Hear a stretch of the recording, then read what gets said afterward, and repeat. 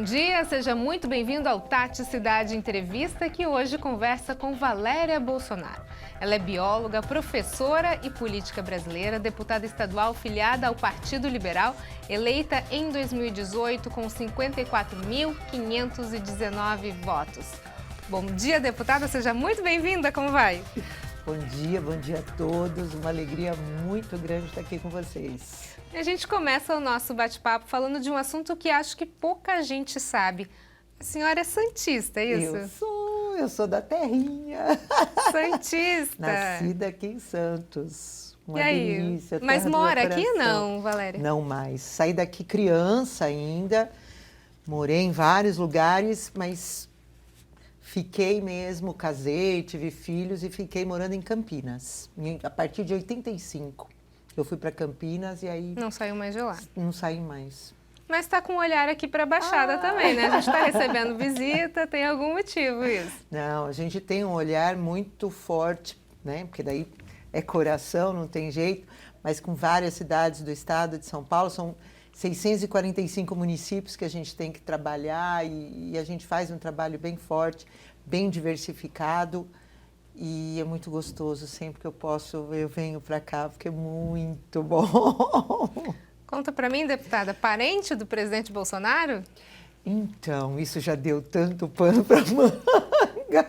Bom e ruim, mais para lá, mais para cá, como é que tá? Não, já complicou a vida dos dois, né? Porque já falaram de tudo, já me colocaram como ex-mulher, irmã, tia, filha, tudo. Mas eu sou casada com um primo do nosso presidente. Meu marido é primo do nosso presidente. E durante a campanha em 2018, falaram também que eu só casei para ter o sobrenome. Como o mês que vem eu vou fazer 30 anos de casada, perceba... Acho que ela é visionária. Olha que maravilha. 30 anos lá na frente, 28, né? Quantos anos? 20... De casado eu vou fazer 30. Em 2018 você tinha... Eu casei em 92. Eu estava com 22 anos. Olha que pessoa de visão. Enfim, interessantíssimo. Praticamente uma mãe de nada. Agora, de certa forma, mesmo que isso tenha acontecido 22 anos atrás, né, dessa sua primeira eleição, isso de certa forma ajudou? Você acredita que esse tenha sido... Sem dúvida nenhuma. Porque eu era uma professora que estava dentro da sala de aula, nunca tive aspiração política, nunca saí da sala de aula. Em 2016, eu fui convidada para sair a vereadora de Campinas, mas fiz uma campanha muito simples, uma coisa muito caseira, tive pouco mais de 600 votos, quase 700. Então, o meu planejamento, quando o nosso presidente falou, vou sair a presidente da República, falei, bom, agora eu vou fazer o seguinte, saio candidata a deputada estadual, as pessoas vão saber que eu existo, e em 2020, quem sabe eu conseguia ser vereadora. E a surpresa foi muito grande quando a gente viu a votação, quando a gente viu que eu estava eleita. Eu e meu marido olhou para a cara do outro e falou, bom, e agora? Nem esperava. Agora a gente vai descobrir o que é ser deputado. Mas eu estou muito feliz com o trabalho que eu faço, com o quanto eu posso ajudar a população. É um trabalho que realmente, quando você quer trabalhar, que você quer fazer, é gratificante. Ou seja, a sua primeira experiência política já foi como deputada estadual. Como deputada estadual, exato, um susto. E a gente pode dizer que veio do efeito Bolsonaro. Sem dúvida nenhuma. As pessoas entravam no Facebook, nas mídias sociais, e pergunta, né? É parente do presidente? Por que tem esse nome? E quando eu falava que existia um parentesco, que eu era casada com o primo do presidente, mas todo mundo... Manda seu material para cá, não sei o quê. Isso em 2018. Então, assim, a minha campanha em 2018 era mandar meu santinho pelo correio para cidades do estado de São Paulo. E aí, mas mesmo assim eu não acreditava. Porque para você ser deputado, você precisa de um histórico, né, político. Normalmente são ex-vereadores, ex-prefeitos que entram para essa... Então, assim, foi uma surpresa muito grande, mas é uma missão muito gratificante. E difícil? Difícil. Difícil por ser um primeiro mandato, por eu não conhecer direitinho, difícil por ser mulher, é um nicho muito machista, mas, olha, brasileiro é uma coisa, né? A gente não desiste nunca. E mulher adora um desafio, né? Ou raça que gosta de Não desafio. venha peitar uma mulher, né? Então, Exatamente. Cuidado, viu, homens? Muito cuidado. Agora, deputada, a gente sabe, né, que a senhora foi favorecida, de certa forma, por conta do sobrenome. Nessa próxima eleição, a senhora acredita que vai ter esse mesmo favorecimento ou pode mudar um pouco o cenário? eu acredito que o favorecimento continue, mas eu acredito muito também no meu trabalho. Todo esse trabalho que nós fizemos durante esse tempo todo, nós completamos agora 3 anos e até 15 de março do ano que vem, que finaliza o 4º ano, ainda tem muito trabalho para ser feito, mas eu acredito que o meu trabalho também vai trazer um reflexo muito grande, porque eu tenho muito orgulho do trabalho que eu faço, sabe? A gente trabalha especificamente com pessoas com deficiência, então é um trabalho muito gratificante, é um trabalho que a gente dá voz, dá luz e dá dignidade para as pessoas com deficiência, pessoas que ficaram muito tempo à margem da sociedade. Infelizmente, até hoje, eu vi poucos políticos, poucos parlamentares realmente ajudar essa parte da população. Que é tão carente, né, de atenção de políticas públicas, né? A gente, quem tem parente próximo, enfim, que convive mais com os desafios do dia a dia, sabe bem a dificuldade que é, né? E a minha carreira como professora me trouxe essa visão. Então, foi ali na sala de aula que eu tinha essa visão das dificuldades. E foi aí que eu resolvi entrar de cabeça nesse campo e graças a Deus. Agora, trocar a sala de aula para o meio político foi uma loucura, a gente pode dizer isso? Por que sair da sala de aula? Ah, sim. Eu resolvi sair da sala de aula porque ali eu já não estava conseguindo mais ajudar como eu podia. Porque você fica muito restrita, né? Eu saí pouco tempo antes de eu me aposentar. Eu entrei, já missão estava. completa, praticamente. Eu tenho 32 anos de sala de aula. E o professor, ele trabalha com 25 anos quando não sai da sala de aula, né? Eu já estava com 32. Então, eu já estava bem no finalzinho de carreira. E ali eu via que eu já não conseguia mais. A dificuldade está muito grande dentro da sala de aula. Eu falei, bom, se dentro da sala de aula a gente não consegue, quem sabe a política que dá um novo ângulo, uma nova forma de ver a educação e poder ajudar a mudar, principalmente, né? Mas tudo é muito difícil, né? A gente entra naquela esperança de mudar o mundo e aí a gente vai conhecendo literalmente o mecanismo, né? Um mecanismo difícil, burocrático, travado, em que você tem pouca movimentação, você trabalha 3 vezes mais para conseguir um objetivo pequeno. Sabe? Mas que impressão que você teve sem nunca ter entrado na política? Nossa. Era o que você esperava ou era um mundo muito pior do que você imaginava? Como é que a gente pode falar? Eu tenho duas visões bem diferentes. A primeira, as pessoas perguntam para mim, como é que você tem estômago para aguentar a política? Porque, assim, você tem a política partidária, né? Que é essa que é a difícil. Para mim, a mais difícil é essa, a partidária, ideológica. Essa é a complicada. E você tem a política pública, que é onde realmente eu me realizo. E eu falo que é a política pública que me dá estômago, me traz alegria, me traz força para continuar. Porque se você não engole o sapo aqui, você não consegue fazer esse trabalho. Se você não fizer esse trabalho... Você precisa ter um objetivo bem focado. Foco. Exatamente, senão você Porque não sai se do você lugar. não fizer, quem vai fazer? Eu penso muito nisso, sabe? Se eu abrir mão, quem é que vai fazer o que eu estou fazendo? Eu não vejo, não vejo, apesar de termos parlamentares com deficiência, né? Sim. Mas eu não vejo esse trabalho tão efetivo que eles fazem. E eu estou no meio, eu tenho viajado, eu tenho andado o estado inteiro. Eu fiz uma frente parlamentar dentro da Lesp, logo que eu assumi em 2019, que chama Frente Parlamentar de Defesa dos Direitos da Pessoa com Deficiência e Doenças Raras. Aí, o que eu fiz? Eu falei, bom, daqui da Lesp eu não consigo saber o que realmente, por exemplo, o município de Santos precisa, o município de Campinas precisa, o município de Bauru precisa.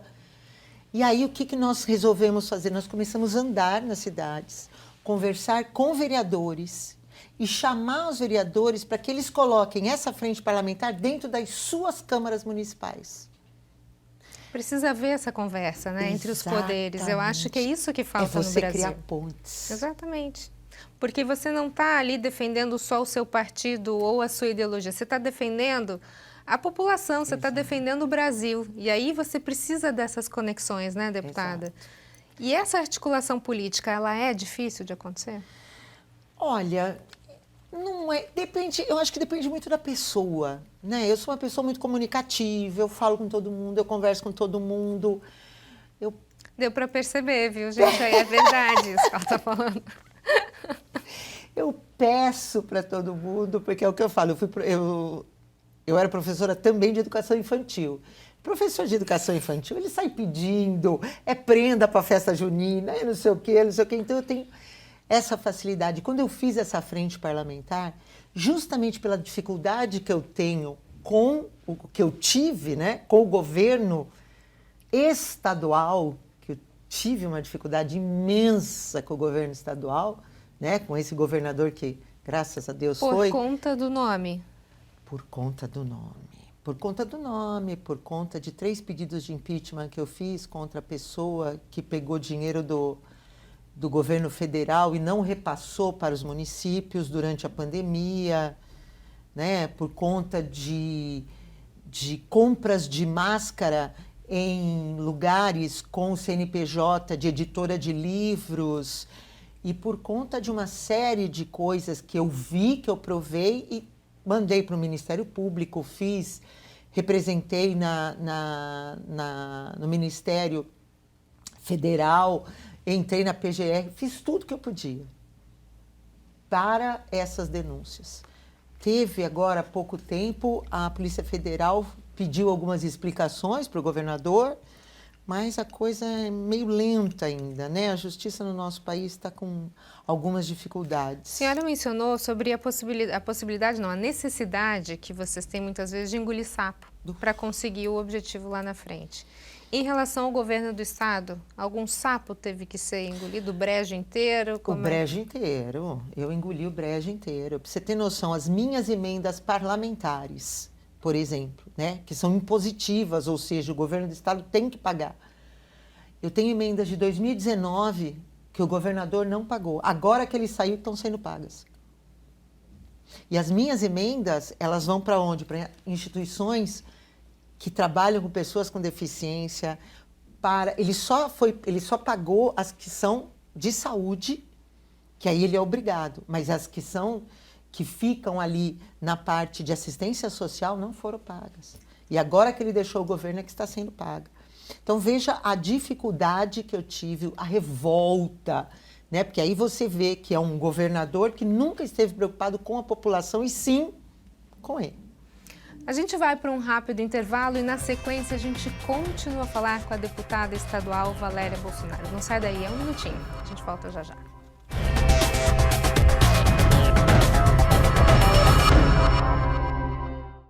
Vamos trazer os destaques e os lances que são show do esporte.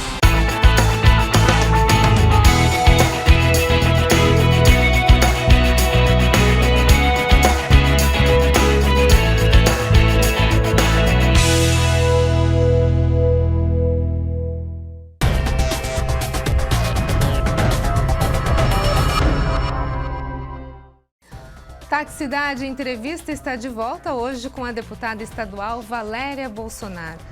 Deputada, a gente está falando, né, de todos os seus feitos e do que vai ter daqui para frente, mas agora eu gostaria de abrir esse bloco com toda mulher que se preze tem uma fofoca, né, uma fofoquinha. Conta pra gente o que aconteceu, por que a troca de partido? Começou em janeiro de 2021, quando eu fui expulsa do PSL, né? O partido resolveu me expulsar. Por quê? Porque eu pleiteei a liderança do partido dentro da Lesp. E aí os donos do partido não gostaram muito, principalmente aqui de São Paulo, né? Que a treta com o presidente da estadual do PSL de São Paulo sempre foi muito grande, sempre foi muito acirrada. E aí ele me acusou de infidelidade partidária, porque eu só postava coisas com o presidente da República. Que já tinha saído. Que já tinha saído. Então, assim, aí eu fiquei sem partido até setembro. Aí, em setembro, eu entrei no PRTB, justamente para ter a liderança da casa e começar a ter uma briga maior com o governo do estado, né? Porque estava um abuso as coisas que estavam acontecendo. Mas, quando chegou agora, no começo do ano, o presidente dá a missão, a gente cumpre, e aí eu fui para o PL. E estamos lá no PL junto com o nosso presidente. E no PL a senhora é pré-candidata a deputada estadual. A reeleição e continuar como deputada estadual. Então, a minha pré-candidatura é para me manter aqui no estado. Vamos falar um pouquinho então daqueles temas que a gente mencionou no primeiro bloco. Uma das bandeiras que a senhora levanta é a questão da inclusão de pessoas com deficiência, né? Hoje, como é que a pessoa com deficiência é tratada no Brasil e na nossa região? O que a gente pode pensar? Assim, em Santos, por exemplo, tem um trabalho muito bacana, municipal, né, não sei se a senhora acompanha, mas a questão dos surfistas com pessoas com deficiência, elas são levadas ao mar, né? Tem todo o trabalho do Cisco Aranha, um trabalho fantástico, levando as pessoas a surfarem, e a gente vê uma evolução incrível nessas pessoas e as famílias agradecem. Então, quando a gente vê trabalhos sérios como esse, né, deputada, a gente vê a importância de ter gente lutando por isso e de terem políticas públicas nesse sentido, né? Exatamente, essa é a minha luta. E assim, a gente faz esse trabalho, a gente conversa. E como eu não tenho, né, eu tinha muita dificuldade no âmbito estadual, eu subi e fui lá fazer uma junção de forças com o Ministério da Mulher, dos Direitos Humanos, o Ministério da Ciência e Tecnologia, a Secretaria de Cultura. Então, eu fiz todo esse arranjo com esse pessoal, parcerias que eu fui fazendo e mais com deputados federais, que também são parceiros. E aí eu comecei a andar nas cidades e atrás das entidades. Ontem, aqui em Santos, nossa, chorei tanto. Eu tive uma homenagem maravilhosa no Lar das Moças Cegas, que foi uma destinação que foi feita lá em 2019 e foi paga agora há pouco tempo, que eles conseguiram receber a emenda e eles adquiriram as impressoras 3D. Ah, que bacana. Então, assim, para uma criança, um adulto que tem problema de visão, mesmo baixa visão ou visão nenhuma, né, uma deficiência total, qual é a forma que ele enxerga? É o tato. Então, tudo agora eles vão conseguir construir através dessa impressora 3D. Nossa, eu chorei tanto, eu fiquei tão feliz, tão emocionada de você poder trazer isso para as pessoas. E ainda ganhei, né, colocar o nome do laboratório com o meu nome. Nossa, que homenagem bacana. E eu fiquei muito feliz porque é uma entidade que completou 79 anos. O Carluxo, que é o presidente, um grande abraço para ele, está lá à frente dessa entidade desde 95. Quer dizer, olha a seriedade do trabalho, sabe? Então, a gente vê isso, a gente percebe a necessidade, a gente consegue atingir. Por isso é tão importante essa frente parlamentar estar nos municípios, porque é ali que as coisas acontecem. Eu sempre falo, ninguém vive no país e nem no estado, você vive no município. Exatamente. E os vereadores é que estão ali próximos. E quando a gente consegue isso, eles trazem a demanda para a gente. O que eu posso fazer, eu faço. O que eu não posso, eu vou para o ministério, eu vou pedir, passar minha sacolinha com os deputados parceiros. Olha, eu tenho uma entidade aqui que está precisando de ajuda, está precisando disso. Então, a gente faz essas pontes e que chega na ponta, que são as pessoas com deficiência. Nós conseguimos mandar para já indicamos para um município aqui do interior de São Paulo zerar a fila de aparelhos auditivos. Olha que bacana.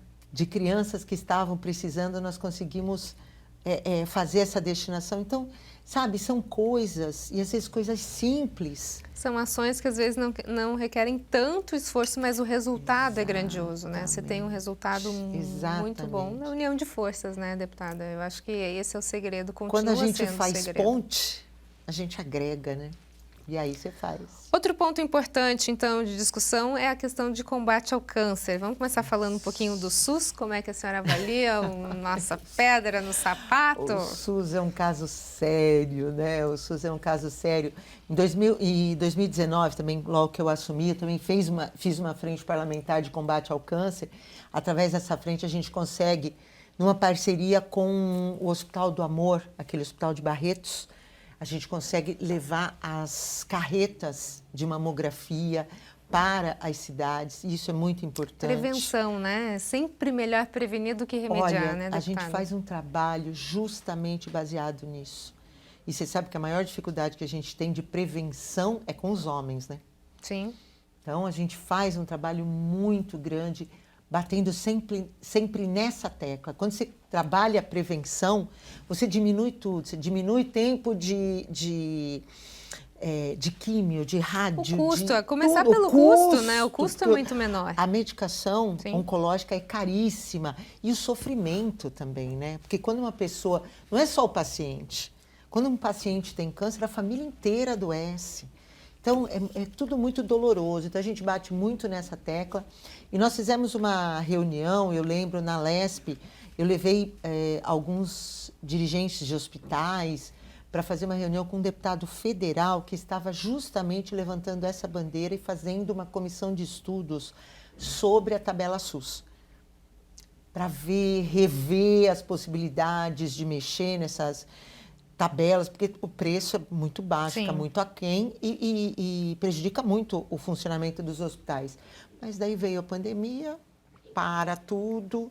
Então, assim, a gente está aguardando para que seja retomada essa conversa e ver como é que isso vai andar, né? E eu estava conversando também com a deputada Carla Zambelli, que também está trabalhando bastante nessa área, e vendo também essa possibilidade de estudar um aumento, como que a gente pode fazer, porque tudo é muito complicado. Quando a gente fala de um aumento da tabela, a gente está falando a nível país, é complicado, né? Você faz uma conta você mexe uma pecinha que acaba mexendo mexe com o país inteiro. inteiro. Então tem que ser uma coisa muito bem estruturada, muito bem estudada, né? Para que a coisa possa ocorrer de uma forma que não vá prejudicar absolutamente ninguém, porque senão depois na ponta a conta não fecha, né? Mas se Deus quiser, eu tenho fé que vai dar tudo certo.